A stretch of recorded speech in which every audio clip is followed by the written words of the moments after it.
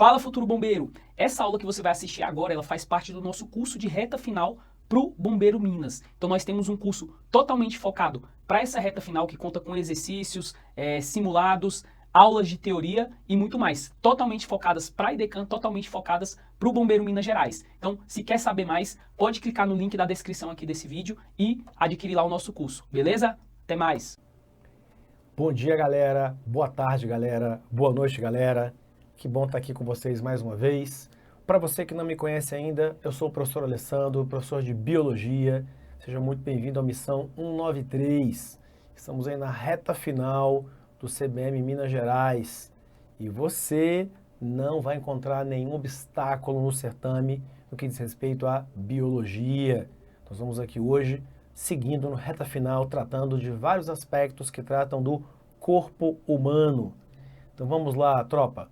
Sem mais delongas, vamos para o nosso trabalho do dia de hoje. E a nossa meta hoje é seguirmos mais uma vez com aspectos do corpo humano, da fisiologia humana. Vamos abordar dois sistemas hoje. Tanto o sistema respiratório como o sistema circulatório, o que muitos vão chamar de cardiorrespiratório, porque estão intimamente associados. Pois bem, comecemos com a anatomia básica. O sistema respiratório humano, ele vai ser dividido anatomicamente em duas áreas ou duas porções. Vamos passar aqui uma linha separando lado A de lado B. O que nós podemos então chamar de vias aéreas superiores e, logicamente, vias aéreas inferiores. Há um conjunto de estruturas que precisa ser conhecida. Comecemos com as vias aéreas superiores. Vejam só, aqui nessa vista lateral, temos aí destacado em azul todo um conjunto de estruturas. E, inicialmente, aqui nós temos as fossas nasais, o que eu vou chamar de estrutura número 1. Logicamente, a entrada do ar se dá pela narina. A narina me dá acesso à fossa nasal. A fossa nasal é o ambiente no qual você terá a filtração do ar. Além da filtração do ar, você terá também o aquecimento do ar aí se dando nesse mesmo local. Então você tem filtração, aquecimento. Esse ar, portanto, deixa a fossa nasal e agora atinge este duto. Esse duto, que eu vou chamar aqui de número 2, é um duto comum tanto à digestão, sistema digestório, quanto à respiração, sistema respiratório. Estamos falando da faringe. Só que, logicamente, há uma bifurcação. Uma via segue rumo ao sistema digestório, seria o esôfago, que não está presente nesta imagem. A outra via me dá acesso, portanto, à estrutura número 3, que é a chamada laringe. Portanto, estamos falando da via respiratória. Então, eu tenho estrutura número 1, fossas. Estrutura número 2, faringe. Estrutura número 3, laringe. Fossas vão filtrar, aquecer, umidificar o ar. Faringe e laringe são dutos que estão, logicamente, conduzindo esse ar para as vias aéreas inferiores. Vale lembrar que no interior da laringe você vai encontrar uma proeminência laríngea, vulgo gogó, que já foi chamado de pomo de Adão, uma peça cartilaginosa que pode ou não ser protuberante. Geralmente mais protuberante nos homens em virtude das taxas de testosterona, que é um hormônio esteroide anabolizante, muito superiores às taxas de testosterona encontrada no corpo de uma mulher. Vale lembrar ainda que nessa mesma região da laringe você encontra dobras de tecido, que são as cordas ou pregas vocais. Mas do ponto de vista respiratório, faringe e laringe nada fazem, serão apenas caminhos obrigatórios. Pois bem, ainda aproveitando as vias aéreas superiores, esta outra imagem me mostra estruturas que geralmente não são muito citadas na literatura. aqui, estas áreas são cavidades. Alessandro, onde estão essas cavidades? Essas cavidades estão no osso da face, no seu crânio. Elas são conhecidas como sinos ou seios da face.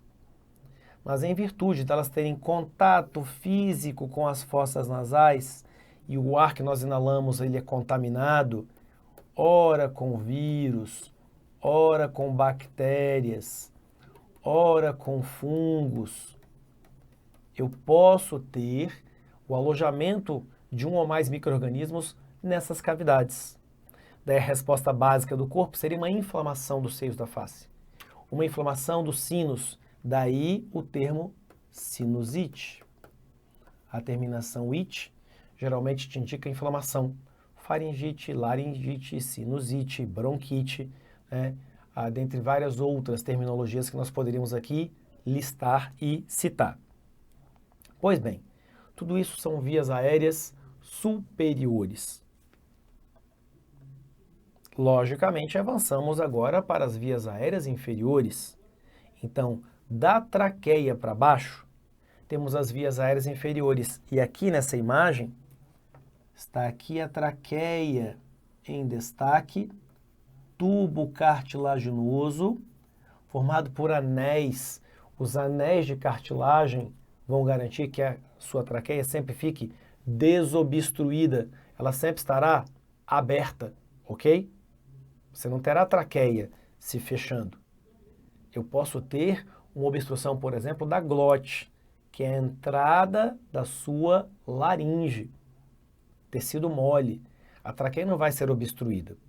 Mas a traqueia também é um duto, por onde o ar vai descer. Mas, descendo daí, a gente percebe que é uma bifurcação. Bifurcou, deixou de ser traqueia. Chegamos aos brônquios. Aí os brônquios agora dentro do Brasília Shopping, né? Torre A e Torre B do Brasília Shopping, ou pulmões, se você preferir, você vai ter as múltiplas ramificações, originando diferentes categorias de bronquíolos.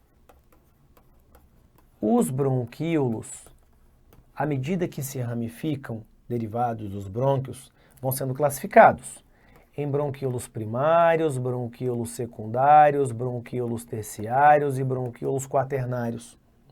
De tal maneira que perceba que neste trajeto em que você sai da traqueia, passa pelo brônquio, passa pelo bronquíolo primário, pelo bronquíolo secundário, pelo bronquíolo terciário e chega até o bronquíolo quaternário, você está reduzindo o calibre. Então, gradualmente, ao longo deste caminho, do bronquíolo primário para o bronquíolo quaternário, o que nós temos é uma redução de calibre. E o objetivo é muito simples, é que você atinja a extremidade. Extremidade do que, Alessandro? Da árvore respiratória.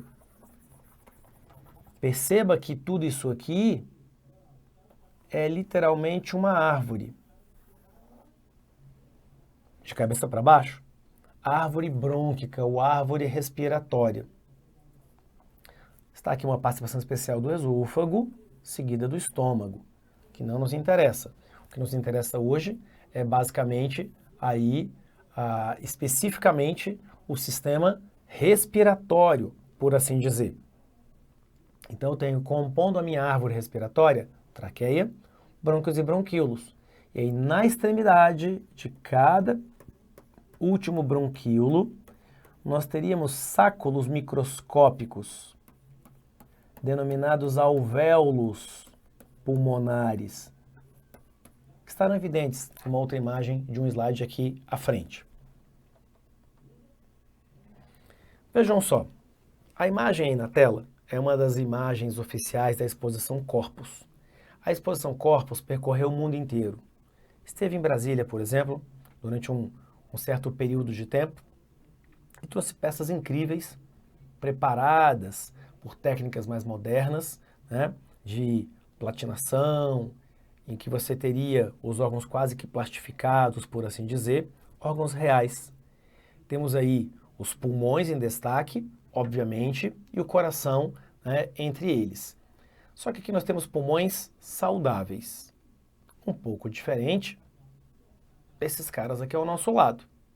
Aqui eu tenho pulmões de um indivíduo tabagista, de um indivíduo fumante. Não importa o produto fumígero. O cigarro, né, legalizado, o narguilé, um cigarro eletrônico, ainda, né, um cigarro de maconha, qualquer produto fumígero causará dentro dos seus pulmões queimaduras. Primeiro, segundo grau. Qualquer produto fumígero causará dentro dos seus pulmões, nos seus alvéolos pulmonares, inflamação dos alvéolos, podendo levá-los à necrose, o que é muito comum, sobretudo agora com cigarros eletrônicos. Então fique atento às escolhas que você faz na vida, sabendo que elas trarão consequências, sobretudo para o seu corpo, cujas peças de reposição ou estão indisponíveis ou são muito raras. Então você teria aqui um pulmão de um indivíduo não fumante, o pulmão de um indivíduo fumante, claramente aí representados imagens, né, aí da exposição corpos que ainda percorre o mundo. Pois bem, avançando, esta imagem então nos mostra aqui parte de um pulmão, né, uma das torres do Brasília Shopping, e foi dado um zoom. Aqui você teria um bronquíolo, que provavelmente é um bronquíolo quaternário, é um bronquíolo mais delgado, e esse bronquíolo chega nesse sacco, parecendo ali um cachinho de uva.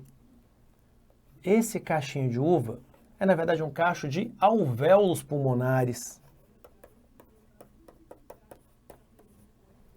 Pegando um alvéolo apenas, nós temos esta imagem na parte inferior. O alvéolo é uma bolsa sacular de parede extremamente delgada, envolvido por múltiplos vasos capilares. Os vasos capilares permitem que o sangue chegue de um jeito e saia de outro. O sangue que chega, ele é chamado de sangue venoso, ou seja, rico em CO2. O sangue que sai e vai para o corpo passa a ser agora chamado sangue chamado de arterial, rico em O2. Porque o que aconteceu dentro do alvéolo pulmonar foi um processo chamado difusão. O que é difusão? Fluxo de moléculas a favor de um gradiente de concentração, ou seja, sai de onde tem mais e vai para onde tem menos, até que se atinja algo próximo do equilíbrio. O ar dentro do seu alvéolo tem muito O2 e pouco CO2. O sangue que está nos capilares envolvendo o seu alvéolo tem muito CO2 e pouco O2. O que acontece então? O2 sai do alvéolo para a corrente sanguínea. CO2 sai da corrente sanguínea e vai para o alvéolo. Esta dupla difusão que acontece no seu alvéolo pulmonar tem nome. Conceitualmente, ela se chama hematose. E os livros devem tratar isso simplesmente como trocas gasosas. Então, na verdade, você está vendo uma dupla difusão. Difusão de O2 do alvéolo em direção à corrente sanguínea e difusão de CO2 da corrente sanguínea para o interior do alvéolo pulmonar. Só que tudo isso só vai acontecer se ocorrerem os chamados movimentos respiratórios. Você tem um músculo bem aqui, ó, que separa tórax de abdômen. Esse músculo se chama diafragma. E você tem músculos aqui entre as costelas, chamados de músculos intercostais. Então você tem diafragma mais os músculos intercostais subdivididos em internos e externos. E graças a esse conjunto dos seus chamados músculos respiratórios, todos esses, o diafragma mais os intercostais, Aí você teria, quando da contração desses músculos, o seu diafragma vai para baixo. Ficando de lado, os seus intercostais vêm para frente. Ou seja, isso te permite fazer um movimento. A inspiração. Expansão da caixa torácica. Se a caixa torácica se expande, a pressão dentro dela torna-se menor que a pressão externa. Meus parabéns. Você acaba de criar uma diferença de pressão. Por isso o ar entra. Acontece a hematose dentro dos alvéolos pulmonares, na casa de milhões em cada pulmão. Feita a hematose, esse ar que está dentro do seu pulmão fica saturado. Você precisa se livrar dele. Acontece agora o relaxamento de toda a musculatura. Os seus músculos intercostais que estavam à frente voltam. O seu diafragma que estava embaixo relaxa, volta para a posição original. Então, a sua caixa torácica será comprimida. A pressão dentro dela torna-se maior que a pressão externa. Parabéns, você novamente criou uma diferença de pressão. Você pode expirar. Então, quando da contração da musculatura, isso te permite realizar a inspiração. Quando do relaxamento da musculatura, isso te permite realizar a expiração. Inspiração e expiração são chamados movimentos respiratórios. Graças a eles, inspiração, expiração. Graças a esses movimentos respiratórios, você pode realizar o que nós chamamos conceitualmente de ventilação. O que é ventilar, Alessandro? A ventilação nada mais é do que a renovação do ar dos seus pulmões. Então, a ventilação acontece graças aos movimentos respiratórios, de inspiração e de expiração.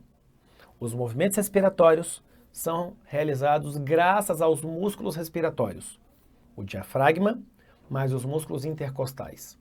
E quem controla, Alessandro, tudo isso? Bem aqui está o seu encéfalo. No seu encéfalo há uma pecinha chamada tronco encefálico, formada por mesencéfalo, ponte e bulbo. O bulbo ficaria aqui onde está a letra C. Vamos apagar isso aqui, só uma referência. Aqui estaria o bulbo aproximadamente.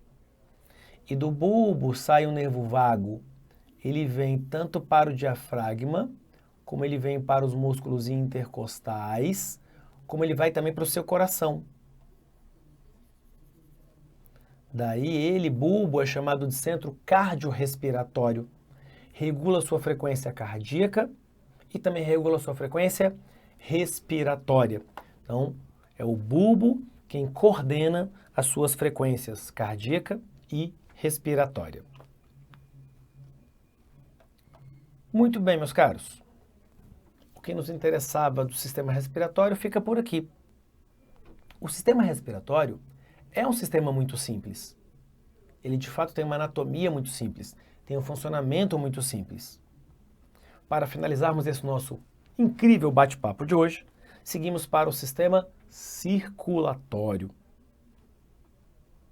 O sistema circulatório é formado por 3 peças fundamentais. Porque cabe ao sistema circulatório uma palavra mágica. Cabe ao sistema circulatório realizar transporte de tudo. Hormônios, células, excretas, gases, nutrientes, anticorpos. Tudo é transportado pelo sistema circulatório. Para isso, o meu veículo é um fluido, é um tecido, o tecido sanguíneo. Mas esse veículo tem que ser impulsionado. Quem vai impulsioná-lo é uma bomba, é um músculo, o coração. E eu preciso de uma rota. A rota são os dutos, os chamados vasos sanguíneos. Então nós temos que conhecer a bomba, o fluido e, logicamente, temos que conhecer a tubulação. Então, basicamente, o que nos interessa é listarmos aqui justamente todas essas partes constituintes do seu sistema circulatório. O nosso ponto de partida, justamente, né, o assunto preferido, né, do Conde Drácula, sangue. Sangue é um tecido. Se pegássemos uma amostra desse tecido e colocássemos em um tubo de ensaio, como está aqui na tela, e centrifugássemos o tubo de ensaio ou o deixássemos em repouso por algumas horas, nós teríamos uma separação. Há na parte superior uma parte líquida, fluida, chamada simplesmente de plasma. E, Alessandro, o que tem no plasma? Tudo. Água, íons, vitaminas, carboidratos, lipídios, proteínas. Só que tem uma outra parte, a parte figurada ou simplesmente parte celular. Então eu tenho elementos figurados ou parte celular e parte fluida ou plasma. Juntei os dois, eu tenho um tecido, o tecido sanguíneo. Na parte celular, o que nós encontramos? Encontramos, número 1, célula mais numerosa da sua corrente sanguínea. Estamos falando, logicamente, de uma célula que está aqui com o nome de Red Blood Cell, mais conhecida de vocês como hemácia, ou apenas glóbulo vermelho. White Blood Cell, mais conhecida de vocês, simplesmente com o nome genérico de leucócito, ou glóbulo branco. E aqui, né, platelet, que seria justamente mais conhecida de vocês com o nome de plaqueta. Mas cuidado, existem outros termos. A hemácia também é chamada de eritrócito. A plaqueta também é chamada de trombócito. Então eu tenho plaquetas, eu tenho glóbulos brancos e eu tenho glóbulos vermelhos. Glóbulos brancos e glóbulos vermelhos são células.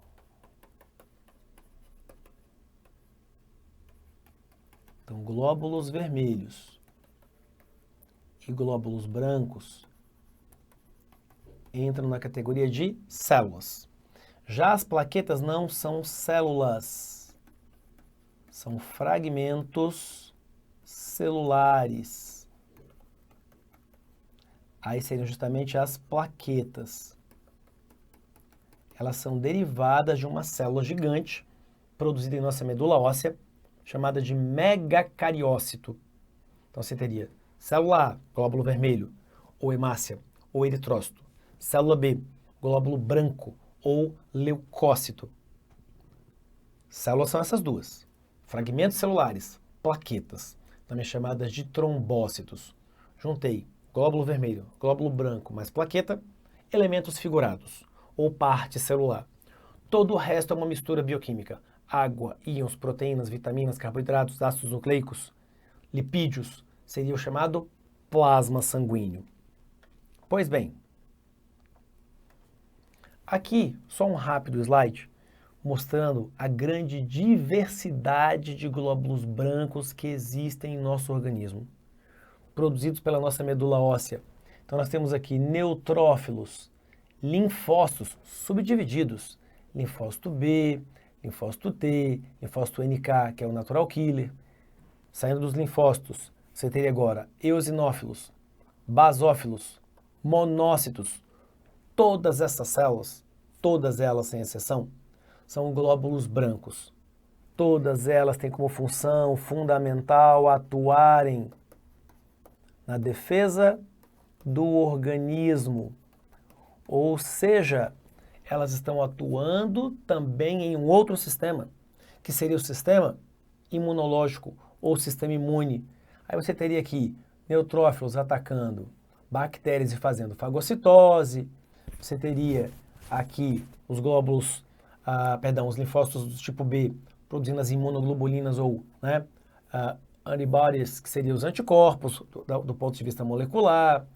As células T, que vão matar invasores de toda a categoria, os eosinófilos destruindo diferentes categorias de parasitas, liberando histamina, que é uma substância que vai desencadear o processo inflamatório, basófilos participando de reações alérgicas, ou seja, esse exército trabalha a nosso favor. Mas saindo aí desses caras, vale lembrar que os glóbulos vermelhos vão transportar os gases respiratórios, o O2 e o CO2. Mas especificamente, agora sim, nossa tela sincronizou, vamos observar esse videozinho, esse que saiu da tela de novo. Vejam só, é uma animação simples, que mostra aqui um indivíduo se furando com objeto pérfuro cortante, está aí a corrente sanguínea. Logicamente a perfuração levou ao sangramento. Não me interessa sangramento, perda de sangue não é bom para o organismo. Mas aí você chama o Spider-Man e seus problemas acabaram. Quem é essa teia do Spider-Man? O que acaba de se formar se chama coágulo, também chamado de trombo. Esse esquema não nos mostra o que acontece nos bastidores. Vejam só, quando você tem um ferimento, uma lesão, basicamente o que você terá a sequência é um conjunto de modificações bioquímicas. Vejam só, uma vez que você teve uma lesão, moléculas foram liberadas pelas células que foram mortas ou lesionadas. Essas moléculas, que são fatores de coagulação, vão estimular as plaquetas. As plaquetas vão liberar uma enzima chamada de tromboplastina quinase. Esta enzima, produzida pelas plaquetas, na presença de cálcio, necessariamente de cálcio, transformará uma proteína da sua corrente sanguínea, chamada protrombina, que é uma proteína na sua forma inativa, em trombina. Trombina é a proteína na forma ativa. Ela, trombina, uma vez disponível, ainda com a presença de cálcio, atuará sobre uma proteína também inativa, chamada de fibrinogênio, forma inativa. E o fibrinogênio, quando atua com a trombina, se transforma na sua forma ativa, chamada fibrina. A fibrina se adere ao ferimento. E aí o que acontece é que uma rede, uma malha de fibrina se adere ao ferimento, à sua lesão. A fibrina é uma proteína insolúvel.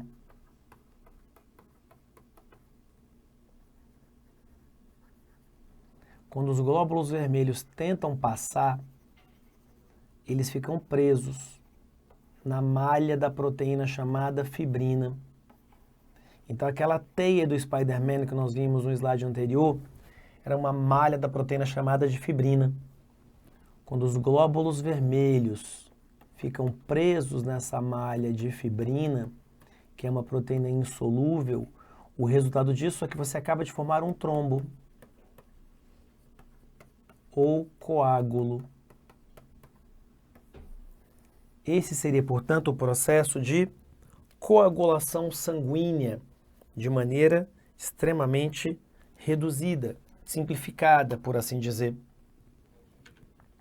Então, o que nós temos é, portanto, o processo de coagulação sanguínea. A coagulação sanguínea, portanto, é um processo muito complexo. Aqui, nesta tela, essa que está insistindo em não aparecer para vocês. Pronto. Então aqui nós visualizamos o processo de coagulação de maneira simplificada. Aqui nós já vimos, na verdade, essa malha branquinha, né, se prendendo Na verdade, você tem uma proteína que estava na forma solúvel, passa por um conjunto de modificações, se torna insolúvel e se adere justamente no ponto onde está o ferimento. Você teria, portanto, o processo de coagulação acontecendo. Então, enquanto o glóbulo vermelho transporta gases, O2 e CO2, o glóbulo branco, nas suas diversas categorias, realiza as defesas do organismo e caberia às plaquetas realizar justamente o processo de coagulação sanguínea. Pois bem, avançando, essa imagem nos mostra uma diferença entre os dois principais tipos de vasos sanguíneos do nosso organismo, as artérias e as veias. Note que eu tenho a mesma legenda. Eu tenho a túnica externa nos dois, eu tenho a membrana elástica nos dois, eu tenho uma camada muscular nos dois, eu tenho uma túnica elástica interna nos dois, eu tenho um tecido subendotelial nos dois e eu tenho um endotélio nos dois. Ou seja, veias e artérias possuem iguais quantidades justamente de camadas. Há, no entanto, diferenças que são marcantes. Quando comparamos aqui nesta imagem, especificamente essa camada é uma camada muscular. Essa camada muscular, ela é muito mais espessa em uma artéria do que em uma veia. Então, existem diferenças que são marcantes. Há uma outra diferença. Está aqui uma válvula, é uma dobra de tecido. Ele está presente na veia e não está presente na artéria. Então, quando comparamos veias e artérias, existem alguns pontos que são significativos. Usando o coração como referência, a artéria é o caminho de ida do sangue. A veia é o caminho de volta. As artérias têm camada muscular muito desenvolvida. As veias têm camada muscular normal. Por conta disso, as artérias são vasos pulsáteis. As veias não são. Mas, em contrapartida, as veias possuem válvulas,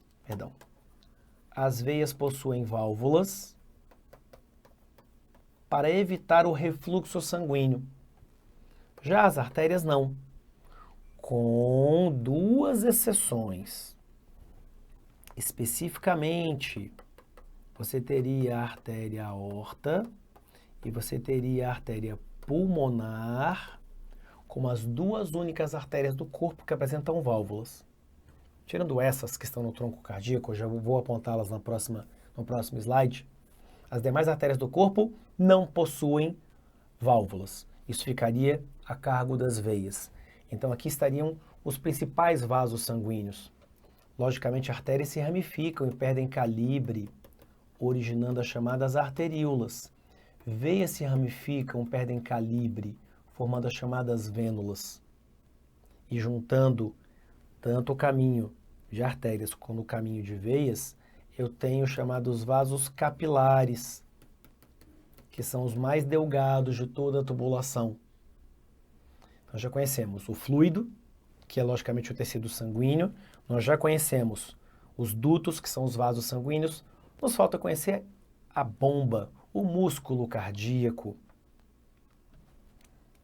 Antes disso, há um aparelho fundamental que nós conhecemos com o nome prático de medidor de pressão, ou esfigmomanômetro. Está aí representado na figura. Você logicamente coloca a bolsa, vai inflá-la. Ele está associada geralmente a uma coluna milimetrada. Aqui tem um visor milimetrado. À medida que a sua artéria pulsa, que ela se contrai, ela logicamente empurra essa bolsa. E à medida que eu empurro essa bolsa, eu vou mudar o volume do que está dentro desse duto. O que está aí dentro, por razões físico-químicas, é uma substância chamada mercúrio. Então eu tenho uma coluna milimetrada. Símbolo de milímetro, o chocolate, mm. símbolo do mercúrio, Hg. Então, eu vou fazer uma aferição da pressão arterial com milímetros de mercúrio. E aí eu espero duas pressões. Uma quando as câmaras cardíacas estão contraídas ou em sístole, o que seria, portanto, uma pressão chamada de sistólica. E uma outra quando eles não estão em sístole, estão em diástole, chamada de pressão diastólica.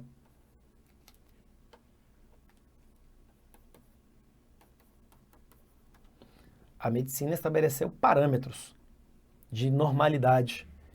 Esperam-se 120 milímetros de mercúrio de pressão sistólica por 80 milímetros de mercúrio de pressão diastólica, o que ficou mais conhecido por conta de todos nós pela pressão chamada de 12 por 8, 120 por 80.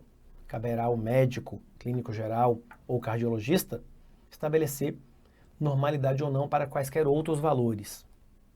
Pois bem, aqui uma imagem que nos dá uma referência com o que acontece com a pressão ao longo do trajeto. E aqui o trajeto está saindo da artéria aorta, passando por grandes artérias, artérias medianas, pequenas artérias, arteríolas, chegando nos vasos capilares, onde então o sangue se altera. Entrega o O2, pega CO2, deixa de ser arterial, passa a ser venoso. E aí ele percorre ainda o caminho vênulas, pequenas veias, veias medianas, grandes veias e chega na veia cava. Logicamente, aqui já estamos falando do coração, que é o nosso próximo assunto. Perceba a oscilação de pressão sistólica e diastólica ao longo do trajeto. É evidente que você se afastando da bomba e tendo bifurcações, ramificações, a pressão vai cair. Mas ela ainda terá um nível mínimo suficiente para garantir o retorno sanguíneo ao seu coração. E lembrando que ao longo de todo esse trajeto aqui, existem válvulas que vão impedir que aconteça o refluxo sanguíneo. Pois bem, quase finalizando o nosso bate-papo de hoje, muito bem, está aqui aquele órgão que nem sempre está presente nos elaboradores da banca do certame que você vai fazer e terá sucesso muito em breve. O coração, o músculo cardíaco, dividido em camadas. Há uma capa externa que vai envolvê-lo de gordura, o pericárdio. Há um revestimento interno, chamado endocárdio. E é o próprio músculo cardíaco em si, mais conhecido simplesmente como miocárdio. Observe que o músculo cardíaco tem uma irrigação sanguínea externa. Todos esses vasos sanguíneos externos que vão garantir a nutrição do coração são justamente as chamadas coronárias ou vasos coronarianos. Existem tanto veias quanto artérias coronárias. Muito bem, vamos aqui visualizar uma animação, essa que agora está normalizada, que nos mostra o funcionamento do coração. Primeira coisa, câmaras superiores. Vou chamar essa de câmara A e essa de câmara B. Quem são A e B? Átrios. Vamos chamar esta de câmara C e esta de câmara D. Quem são eles? Ventrículos. Nós estamos olhando de frente o coração de alguém. Então, se você estivesse olhando o meu coração de frente, não se esqueça que estamos falando de lado direito e lado esquerdo. Portanto, aqui, neste esquema, esse aqui seria o lado direito deste coração e esse aqui seria o lado esquerdo desse coração. Nesse coração estão chegando dois vasos, o que eu vou chamar de vaso número 1, sangue entra, e vaso número 2, o sangue também entra. Os vasos 1 e 2 são as veias cava, superior e inferior. O sangue, portanto, entra bem aqui, no átrio direito. Como o esquema nos mostra, o átrio direito bombeia sangue. E bombeia sangue para o ventrículo direito. No meio do caminho, existe essa estrutura que eu vou chamar de número 1. É uma válvula cardíaca que tem 3 dobras de tecido, a chamada tricúspide. Esse sangue agora, que chegou do lado direito do seu coração, é um sangue rico em CO2, portanto chamado de sangue venoso. Esse sangue tem que ser mandado para os pulmões. Por isso ele passa por aqui. É o vaso que eu vou chamar de número 3, caminho de ida, artéria pulmonar. Ela bifurca-se. Vai aqui para pulmão de um lado, vai aqui para pulmão do outro lado. Lá o sangue será oxigenado, hematose. Ele tem que voltar para o seu coração. Eu tenho aqui, ó, passando por trás do seu coração, esses vasos, que eu vou chamar de vaso número 4, são as chamadas veias pulmonares, é caminho de volta. O sangue adentra agora o seu átrio esquerdo, já oxigenado, portanto rico em O2, chamado por isso de sangue arterial. É bombeado para o seu ventrículo esquerdo no meio do caminho. Temos essa estrutura que eu vou chamar de número 2, válvula mitral ou bicúspide, que tem 2 dobrinhas de tecido.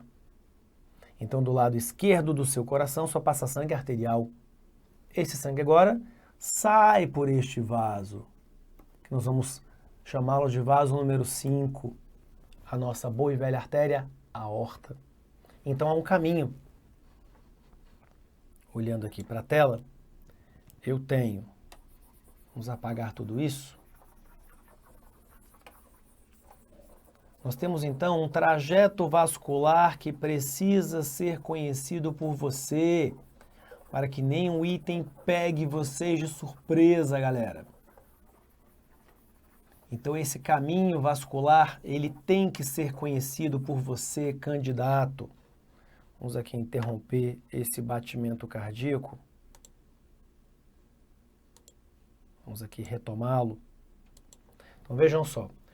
O sangue entra no seu coração, veia cava superior, veia cava inferior. Passa aqui pelo átrio direito, válvula bicúspide, ventrículo direito, artéria pulmonar.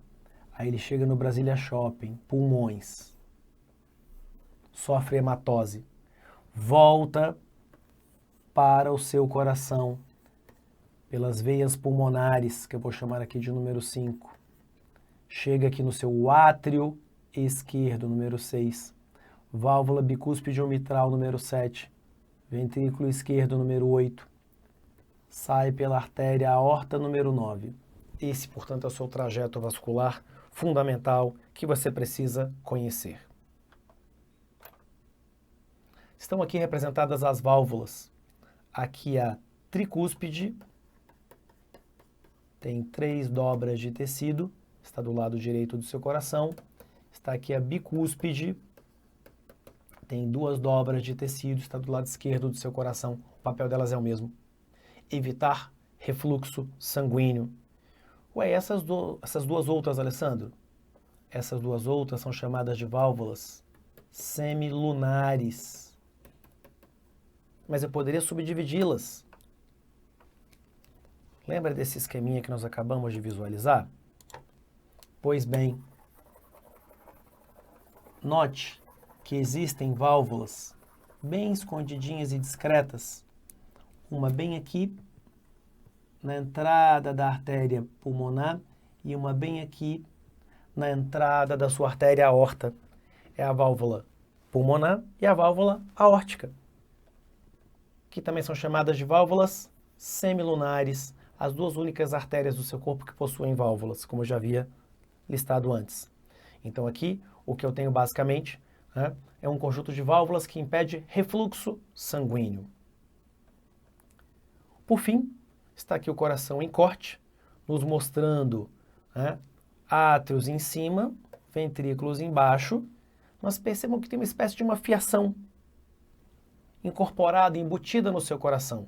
Vamos limpar essa imagem, deixando só essa fiação. Muito prazer, apresento a vocês todo o parâmetro elétrico do seu coração. Este cara se chama nó sinoatrial, que você conhece mais com o nome de marca-passo natural. Aqui eu tenho o segundo nó, o chamado nó atrioventricular, que ele está no meio do caminho. Aqui eu tenho o chamado feixe de His, por onde sai o sinal elétrico. E tudo aqui embaixo é um conjunto de fibras proteicas chamadas de fibras de Purkinje. Resumindo essa história, o nó sinoatrial gera um choque, uma corrente elétrica. Essa corrente elétrica se propaga pelos seus átrios, de modo que os seus átrios entram em sístole, ou seja, contração. Mas essa corrente elétrica não chegou embaixo nos seus ventrículos, de modo então que os seus ventrículos estão relaxados, estão em diástole. Milissegundos depois, o sinal elétrico chega no nó atrioventricular. Esse cara não gera sinal elétrico, ele amplifica o sinal elétrico que percorre toda esta fiação, chegando justamente aos seus ventrículos. É por isso que o movimento do seu coração, ele é um movimento alternado, como esse esquema nos mostra. Eu tenho sístole em cima, diástole embaixo. Sístole embaixo, diástole em cima. Então o que eu tenho é, portanto, um movimento alternado do seu coração, ok? Sístole em cima, diástole embaixo. Sístole embaixo, diástole em cima. Movimento alternado. E a explicação é simples. Só tem sístole onde tem corrente elétrica. Tem diástole onde ainda não chegou corrente elétrica. Pois bem, eis então que finalizando o nosso bate-papo de hoje, que foi incrível, existem vários problemas cardíacos que vão causar, sobretudo, entupimento dos vasos sanguíneos, arteriosclerose, que poderão culminar com o infarto do miocárdio. Está aí, né, as placas de gordura, os chamados ateromas, obstruindo, logicamente, um vaso sanguíneo. O que fazer nesse caso? Bom, você vai fazer um cateterismo, uma angioplastia, introdução de um catéter, ou via artéria femoral, perna, ou via braquial, braço. O objetivo é chegar até o seu coração. Obviamente, tudo isso é monitorado do ponto de vista de imagem. E, basicamente, o seu objetivo é provocar uma desobstrução. Para isso, então, você vai fazer o cateterismo, que é o que está sendo aqui mostrado. Coloquei o fio guia e agora o catéter está sendo introduzido. Como eu falei, tudo isso é monitorado com uma imagem. Eu vou fazer um angiograma, especificamente do coração, como me mostra aqui agora, né, mais próxima à imagem, logo à sequência. Então, o angiograma vai me mostrar uma vascularização do meu coração. Ele vai mostrar agora as coronárias irrigadas. E note que bem aqui, ó, você tem um estreitamento justamente desta região. Está aí o bloqueio. Então, sabendo disso, neste local, você vai agora inflar uma bolsa, fazendo um cateterismo, para tentar uma desobstrução de emergência, impedindo que aconteça um infarto do miocárdio, uma obstrução total dessa região, ou por soltura de uma placa de gordura, um ateroma, ou por conta de um coágulo, um trombo, que esteja na corrente sanguínea. Mas o que vai, em definitivo, resolver o seu problema não é isso. É a instalação de uma malha de titânio, o chamado stent coronariano. Está aí agora na imagem que se segue, a instalação de um stent coronariano, que entra colapsado, é então montado nesta posição, garantindo, portanto, a desobstrução permanente desta região e garantindo que você, portanto, não infarte. Procedimento caro. Um stent coronariano hoje custa na casa de R$100.000. Fora a mão de obra para a instalação, hein, moçada? Então é muito mais barato tomar cuidado com a sua dieta e praticar atividade física regularmente. Pois bem, meus caros, era isso que tínhamos para hoje.